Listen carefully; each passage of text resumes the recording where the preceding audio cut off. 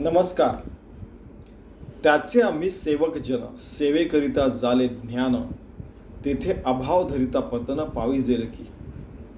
पुन्हा 6वं दशक 7वा समास आणि ही लगेच 22वी होईल. 21वी होती आमचे कुळी रघुनाथ आमचा परमार्थ, जो समर्थाचाही समर्थ देवा सोडविता. लगेच ही होऊया. त्याचे आम्ही सेवक जन, सेवेकरिता झाले ज्ञान, तेथे अभाव धरिता पतन पाविजेल की त्या रघुनाथाचं भजन केल्यामुळे, त्याची सेवा केल्यामुळेच मला आत्मज्ञान झालेलं आहे. आणि याच्यावर तू विश्वास न ठेवला तर तुझा नक्की अधःपात होईल, हे मी नक्की सांगतो, असं समर्थ रामदास म्हणतात.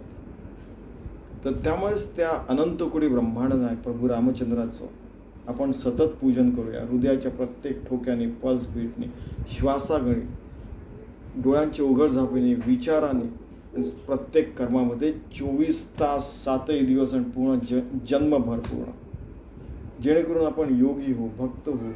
आपला थेंबुटा सागरी बुडाला, अवघा मिळून एकची झाला, देहातीत वस्तू असा आपला जीव होऊन जाईल, अनंत कोटी परमात्म्यामध्ये विलीन होऊन जाईल.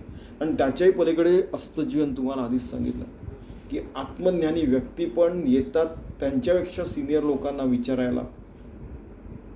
आत्मज्ञानानंतर पण एक वाटचाल आहे. आणि प्रत्येक काळात असे लोक राहिलेले आहेत. स्वामीजींकडे पण बरेचसे जण यायचे, साधू संत वगैरे विचारायला. प्रत्येक काळात असे लोक झालेले आहेत, अजूनही आहेत. ठीक आहे ना. तर त्या रामाची सेवा करावी सतत. आपले अवगुण त्याग करून बघितलं, त्यानंतर आपण हे सगळ्या गोष्टी बघितल्या मागच्या ओव्यांमध्ये. आणि याच्यावर विश्वास ठेवा. तुम्ही विश्वास नाही ठेवला तर तुमचं अधःपतन नक्की आहे.